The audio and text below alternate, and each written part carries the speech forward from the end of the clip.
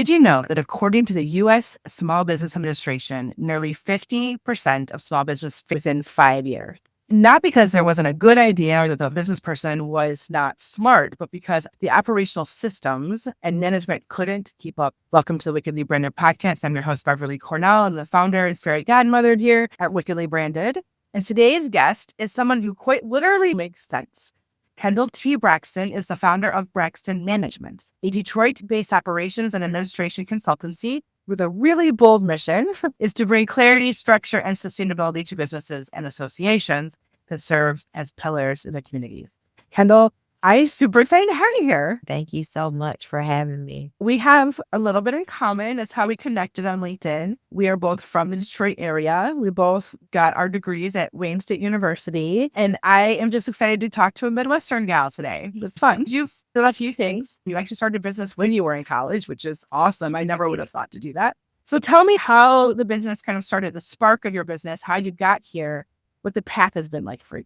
I guess I've always known that I wanted to be an entrepreneur. As a kid, there are inside jokes in my family because of an entrepreneurial spirit. So how that looked has evolved over the years, of course. I was an undergrad for business. I was working a job that had terrible management. I was the youngest who worked at front desk. I covered for everybody. I was overworked. I was, we'll say, discriminated against a little bit because of my age. There were some people upset that their kids couldn't work there. And so I was harassed to come into work when I wasn't feeling well. It was dangerous for me to go to work because I was dizzy. And so I'm like, I need this job. I commute from Detroit to Ypsilanti.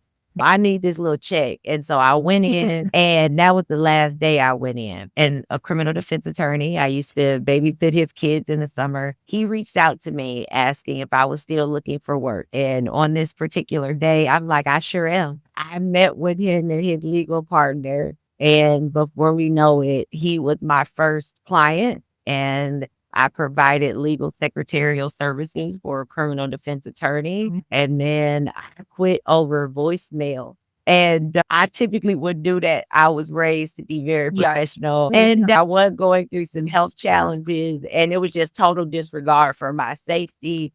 And that day, I decided I never want to be an employer who makes people hate coming to work. That was essentially how Braxton Management was born. And technically, Braxton Management was my second business that I had started in undergrad.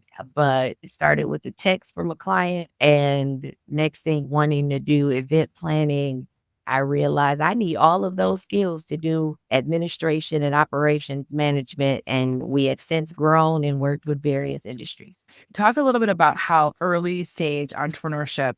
So I feel everyone romanticizes starting a business, especially the early years are far harder than people realize. Talk about how those early years were for you as you grew. So for Braxton Management, it was different because I almost started backwards because my client fell in my lap. Yeah. So it wasn't, I knew I was going to go into business. I had a different business, YNF, and we did community events and apparel. So much different that had a lot more cost associated with it. Whereas with consulting or being the one to do the work, there's no investment in what is the big picture going to be at first. It was a lot, but the pressure really came on when I graduated.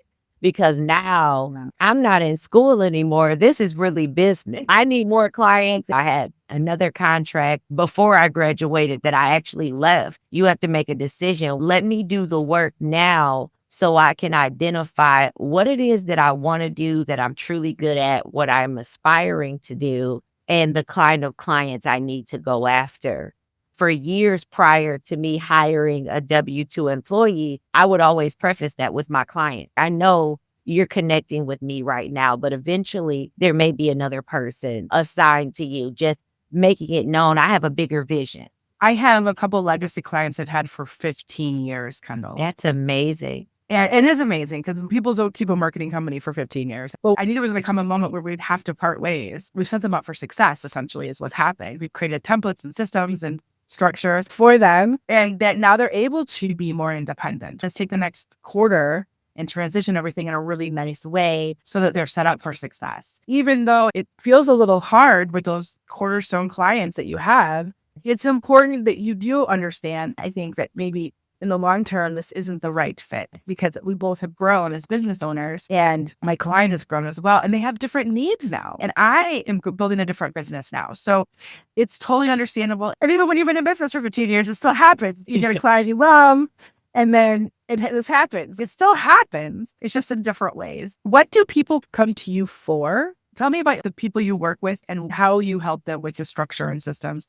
Probably over 90% of my clients over the past 10 years have come from word of mouth or people that I've known and they're like, oh, plug and play. Sometimes it's been great and it's led to relationships for years. And sometimes it just wasn't a great fit or it wasn't in their budget. A lot of people come to me when they don't know what to do. So they cannot always articulate what it is that they need. Over the years, a part of my system is heavy on listening. When people come to me, I don't speak heavily in that initial conversation on what I can do for them. I want to know what it is that you do, where are some gaps, where do you find the least joy, especially for my more creative clients or my clients who have clinical practices. A lot of times that operational, that administrative piece, that's where it sparks the least joy for them. I think when people hear systems, they automatically think of tools for their tech stack. And that's great. I think those should be implemented wisely. But if you don't know why you're using them, now you're wasting resources. I also find that for clients, where are we missing? I go down to the very foundational basics. I think as humans, we overcomplicate things sometimes.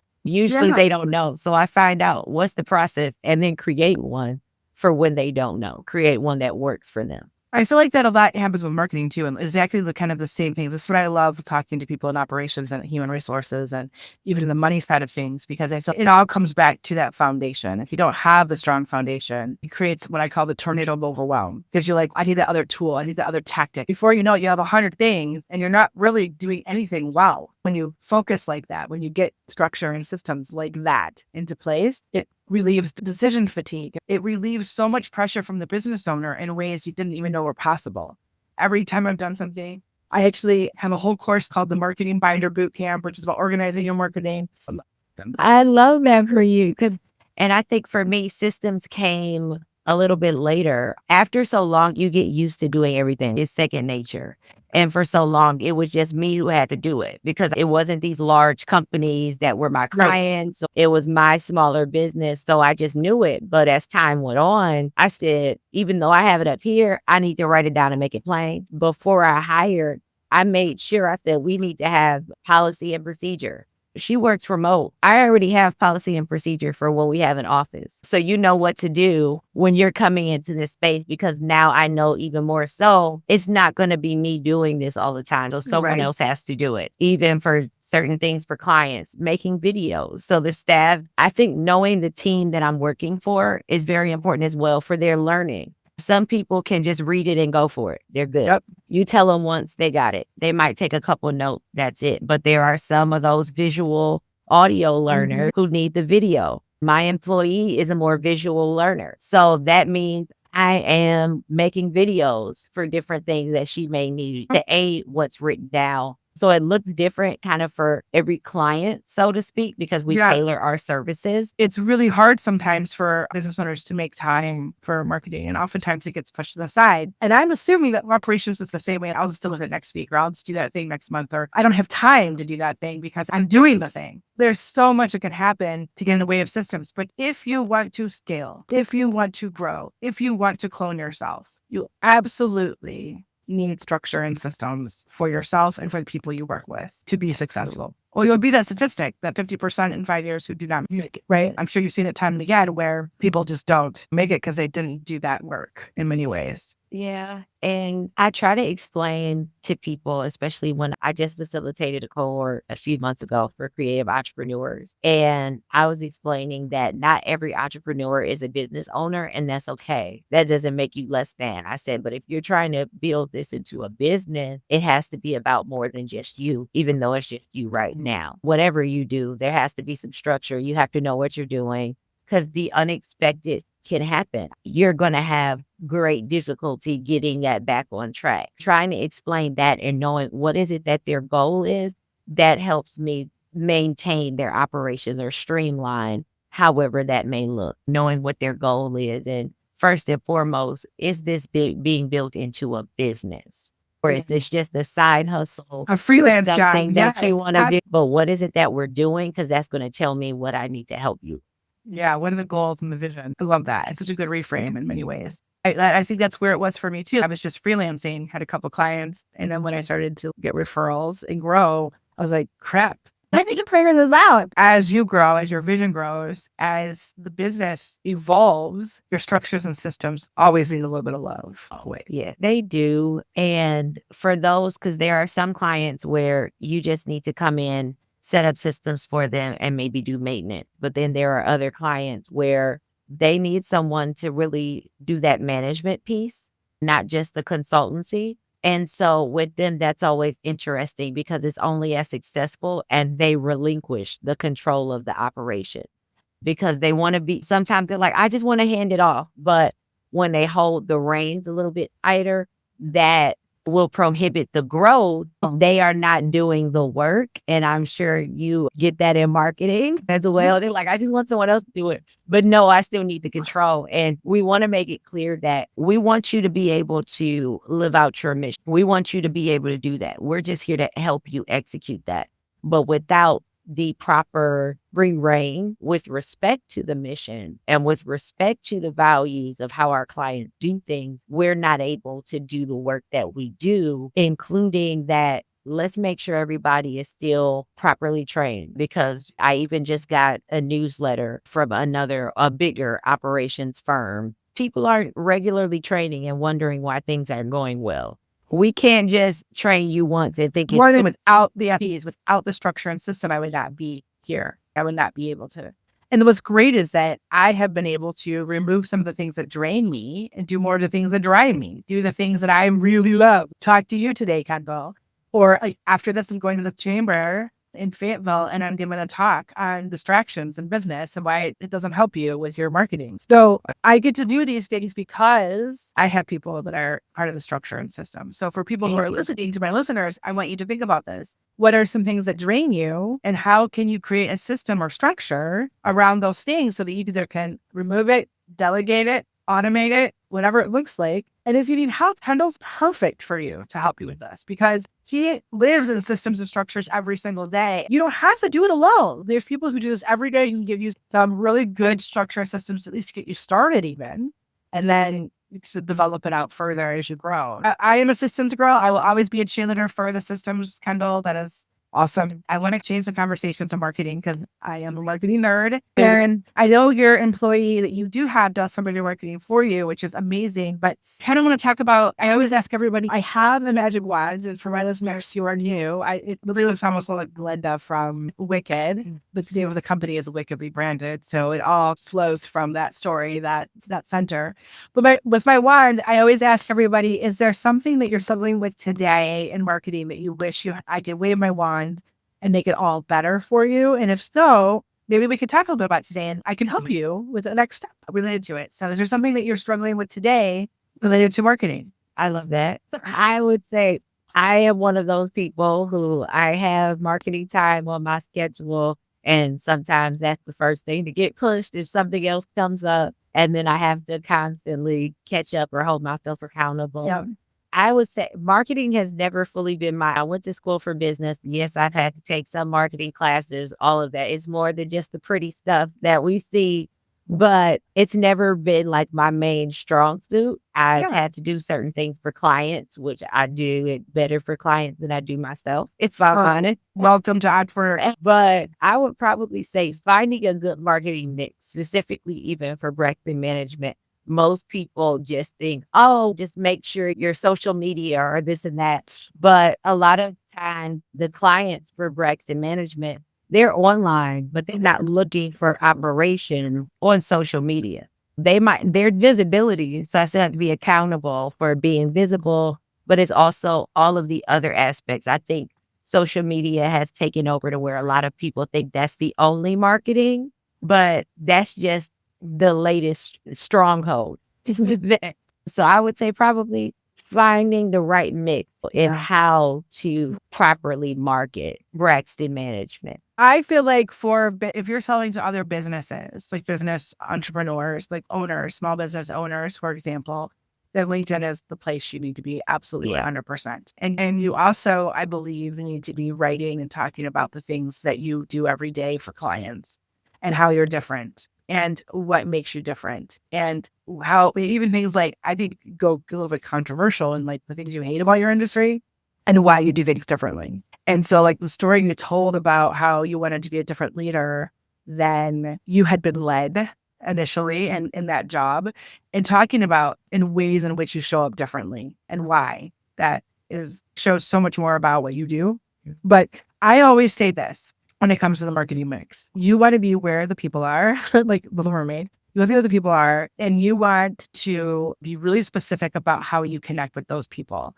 So you look for your target audience and you connect with them directly, right? And create something of value for them. You want to be very specific about how you connect with and who you connect with. So for me, I don't want to say your niche per se, because I don't really believe in a niche.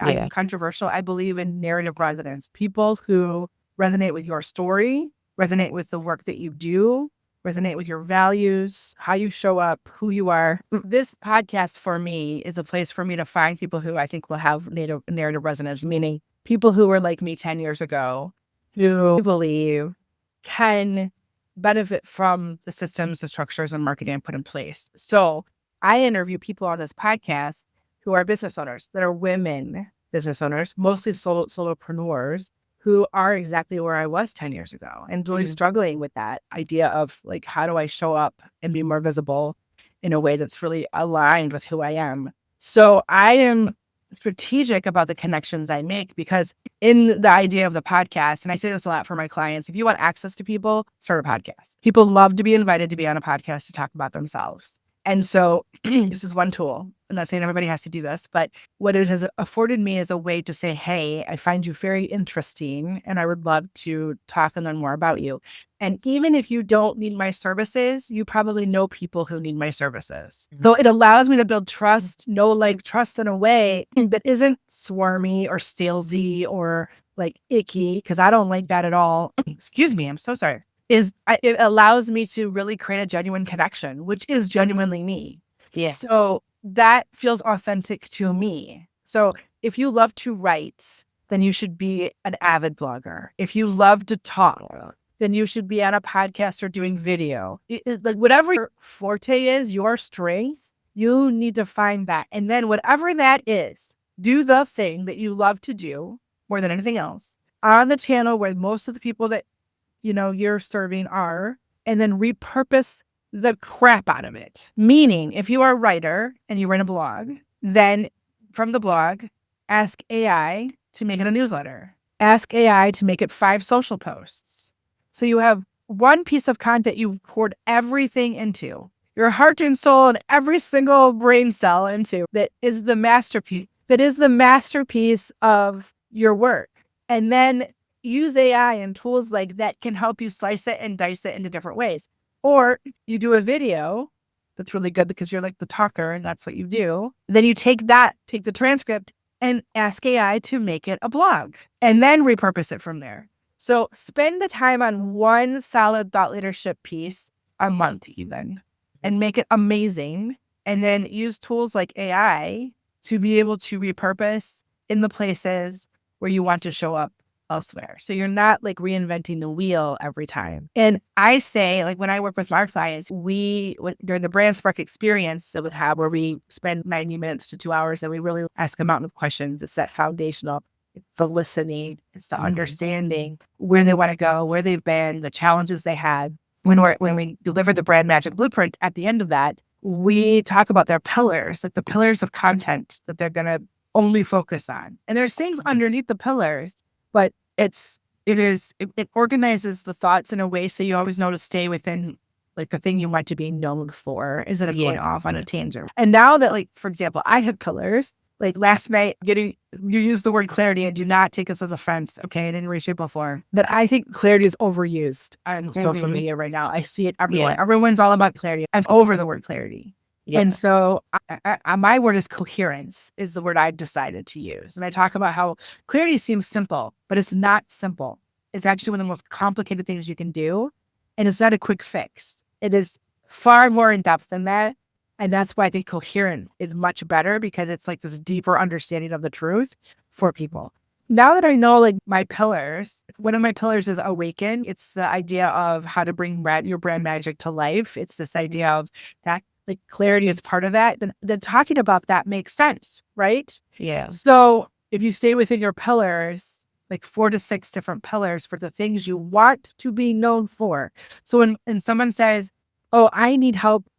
My marketing feels all over the place, and I feel like I'm just doing it to do it, and there's no like real rhyme or reason." Oh, you need to talk to Beverly, because she's going to help you get a system. She's going to help Absolutely. you find the foundation. Because now, based on the podcast, based on the newsletter you receive, that's where my benefit is. And if you don't do a good enough job of that, of like consistently, like you have to repeat yourself a lot on social media and in your marketing. And I tease, but it's like when you are bored with your marketing is when it's actually starting to work. And I can see that this has been like helpful in confirming I'm on the way, because I tell my team all the time, I'm like, I got to go where our clients are. Like and as we refine what our clients look like, what our avatars are, because I'm refining some things now after ending a multi-year contract, like we're still accepting, but this is no longer an avatar. So slowly positioning that, even though still staying true to our mission, our values, everything. I had someone really create, after speaking to her, wasn't a 90-minute, she calls them branding therapy sessions. So, therapy. And we've gone through that when we really went over in detail what the brand values are and also the pillars for social media.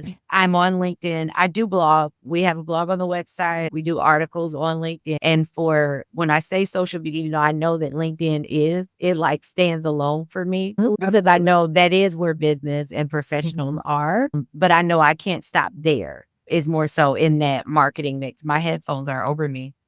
But as far as the other social media, because people still look for presence elsewhere. Absolutely. So we do the videos there. So the video versions of the blog go on there. This is helpful because it's reassuring. I guess I could implement some more of breaking that down for the post or just the interaction. The only thing I haven't that you've suggested done or started is probably a podcast, which people have told me to do. But outside of Braxton management, maybe in relation to my book and some other things, people have mentioned podcasts. So we'll see. You don't have to do a podcast. I love talking to people, and I am more of an introvert. So I love these one-on-one intimate conversations versus going to a big crowd of people. That's a little more uncomfortable for me. So this feels more comfortable for me. Some people are like, I want to go do the thing like out in the world, and that's fine. And I'm going to go do the thing on the road later today. But there are tools like we use Metricool. So if you post on LinkedIn, it can just reshare some of that stuff on other channels for you so that you have a presence. But I say write for the channel that you want to be known on, and then slice and dice everything else for the other channels. So I am on everything, but I really just work LinkedIn. I'm on there 15 minutes, 20 minutes every single day at minimum. I'm commenting, I'm engaging, I'm showing up every day there because I feel like that is the best use of my time. Plus, I will say this, I really like LinkedIn because a lot of the politics stuff is not there. Yeah. And I am struggling with the amount of news and things that are on the other social sites. So for my own sanity, at least for the next 3 years, I want to be at LinkedIn and other places. So I feel like you have to decide which one fits you the most and where you feel the most comfortable and the way that you show up. So even on my own personal Facebook, sometimes, Kendall, I'll share professional things. But I'm very judicious about how I do that. But my strongest suggestion is you start with your content pillars, which is great. And you just dive as deep as you can in that content space with the format you love. So blogging or whatever the format is or the videos. And then you slice it and dice it in all the different ways. And then the mix is the mix. So the numbers don't lie, Kendall. When Have you done an audit? Have you gone over the last year to 2025, looked at your best performing posts on each individual tool? Maybe the top 10. What are those numbers? And if LinkedIn has the best numbers, that's where you need to go all in, right? But in the formats of those particular posts, what did really well, and do more of that, because you can repurpose those posts too. Yeah. Use the same photos, maybe tweak the hook. Like, I'm all about reusing, repurposing, remixing. Don't make yourself crazy doing things over and over and over again like a hamster wheel. Do what works. Any questions? No, not right now. I think I can add to our current plan and just go as we find confirmation of what works and what doesn't. Always, yes, like with anything else. Like with anything else, the algorithms change and all kinds of things, but that's where the adjustment comes in but if you're on a tool every day, you will learn the algorithm really well, and you'll be able to see what does work. It becomes very apparent when you're anything, the 10,000 hour thing, like when you become an expert in. So the more you do it, the more you, and now I'm actually more specific. I was an early adopter of social media. So I was on LinkedIn. I think I got to know, so it goes 18 years this year or something like that. And I was giving like classes at an Automation Alley. Have you heard of Automation Alley? No. It's in Oakland County. I was giving like how-tos on LinkedIn back in the day when no one knew how to use LinkedIn. And so I've always been an early adopter, but I actually love LinkedIn far more now than I did even then. Yeah. So I feel like it's just a really good tool for a personal brand for anyone, whether you own a business or not. You need to have a very strong brand there to be hired, to be networked with, to be like, there's just so much value in LinkedIn. I could go on and on about it. I'm a total LinkedIn nerd, but I think you're on the right track, Kendall. Just maybe go a little harder in a couple places, and it can make a big difference for you. So I love that you're doing the things and following the advice of the brand therapist, because a lot of times people hear those things, but they don't always do it. But like you said, sometimes it gets pushed off. It's the first thing that gets pushed off. So I'm also guilty of that, and I'm the worker. So that's everything. Okay. So the last question I have of the interview is, what does it mean to you to be wickedly branded? How do you personally show up as wickedly branded in your life or work? And what tips would you give listeners who want to be more wickedly branded? What is it to be wickedly branded? Based off of how our interaction, what you show it to be, I think it is showing up repeatedly, relentlessly as yourself, however that looks, and still getting the job done. I know we talked about what is considered professional and what's not, and there's so much stigma. So for me, it is to be unapologetically me, even if that is not in someone's thought.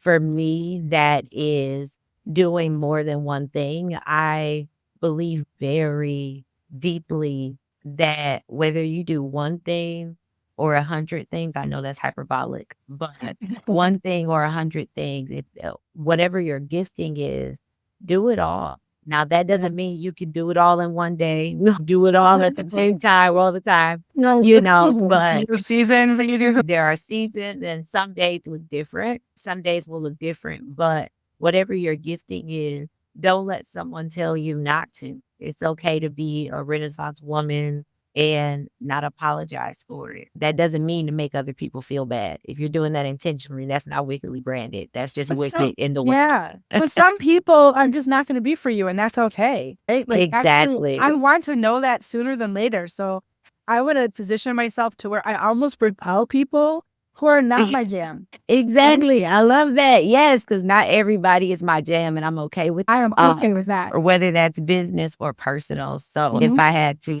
encourage your listeners, hey, y'all, and I would say be who you are. And I know that some people say you are you, and they don't always understand that existential kind of question. I am more than I am management professional. I'm more than an author. I'm more than fill in the blank. And so we have to know who we are at our core. I'm a loving person. I believe in serving. Every single thing I do involves serving, whether I am operating as a personal chef, whether I am the CEO of Braxton Management, whether I am out in the community. Everything I do involves serving. And I know that. So that means when I am working and I'm building my business or I'm doing other things, I know that this has to relate to that in some way. Absolutely. Be you unapologetically and figure out who that is. And if you don't like it, figure it out. I love that so much. This idea of being perfectly in alignment with yourself and showing up fully as yourself. The thing that I think has released for me over the last couple of years as I've shown up more authentically as myself is I share a lot of my life now with people. I was a little more private, and I definitely wanted the work to speak for itself as opposed to me being visible and in front of the brand. The very thing I teach my clients not to do. I don't want to do that. Cobbler's kids have no shoes. And the thing that I have found revelatory is that I see the work that I do in everyday stuff. So I have a child. I have a 10-year-old. And we went to Universal Studios last April. And it was crowded. It was spring break, the crowded as ever is at Universal Studios, those places. And he grabs his wand and he does this spell and says it out loud with so much confidence. And everyone around him is thinking, oh, how cute he is. Everyone's looking and whatever. And in that moment, he really believed he had magic. Like genuinely believed in every ounce of his being that he had magic. And I wrote a blog post about it because it just struck me so strongly that where did we lose the confidence of a 9-year-old? What has society done to us to quiet our magic? And he loves Black Panther. And he has 3 Black Panther masks, and he has this like the claw that comes out that's like Black Panther. And yesterday, it was snow day, he's running around like Black Panther, and he's like running around my house like Black Panther, okay? And he fully believed it was like defeating the bad guy that were coming at him. He fully believed it. And I guess that's the thing is when you fully are who you are, it just comes. It like literally exudes from you, and it magnetizes the people who need to be in your orbit. It magnetizes the people who need to work with you. So I really do want to encourage you to talk about how serving sits in your life and how it relates to what you do here. So one of the things that I'm a Stephen minister, and I talk sometimes about, and my husband is in the military. My mom was a nurse. My dad was a teacher. Serving is just part of like my DNA. Like I can't not do it that way. So like I will bring in some of those examples into my work because I want people to see the essence of who I am and those examples. And this is how I show up in the world. So yes, go all in, talk about those things. You're a very rich woman who has so much story to share and so much of yourself to give to help make an impact in the world that we have. So I love that alignment, that energy, that magic is so incredibly important for being wickedly branded, for sure. That's beautiful. Okay, so where can people find you? Where do you hang out the most on social? Tell people how they can connect with you, Kendall. Absolutely. Thank you so much. You can connect with me on LinkedIn. Kendall T. Braxton is my name. You can find me that way. You can find Braxton Management on LinkedIn. You can go to braxtonmanagement.com just to see what we do, our full brand value. We're also found on Instagram, braxton.management, and also on Facebook at Braxton Management LLC, I believe. So yeah, thank you, Beverly. This has been awesome, and I look forward to connecting you. So if you have found out what I do from this, please let me know that we met through Wickedly Branded. I would love to know. Wonderful. Thank you so much, Kendall. I really enjoyed our time together and getting to know you a little bit more and understanding, actually learning out about systems because I love systems. I really hope for our listeners today that this may be a little bit of a fire on you and how to scale and to grow and to really give some love to your operations, because these new ideas and the inspiration to take some action can really change your entire trajectory of your business. I know one thing. I know absolutely one thing, and that is that your message matters, your work matters, and the world needs to hear what you have to say. And if you grow, you can affect more people. So I think that marketing isn't just about visibility. It's about the impact that you make, and it's about connecting with the right people in a way that feels really true to you. So I want you to keep showing up, keep sharing your brilliance, and keep making magic in the world. And if you ever feel stuck, know that you don't have to do it alone. You can reach out to Kendall. You can reach out to ourselves. We are here to help turn your spark into a wildfire. Until next time, dare to be wickedly branded. Wow, what an incredible conversation we just had. I hope that this episode lit a little bit of a fire under you to finally bring your brand to life in a way that feels true to you. Remember, clarity is the spark, but activation is that fire and flame that keeps your message and your visuals and your strategy aligned, and the confidence that follows, so does that lovely thing called momentum that you've been waiting for. So if today's episode, if you loved it, make sure you are subscribed to the Wickedly Branded Marketing Podcast so you never miss an insight or a conversation. Until next time, dare to be wickedly branded.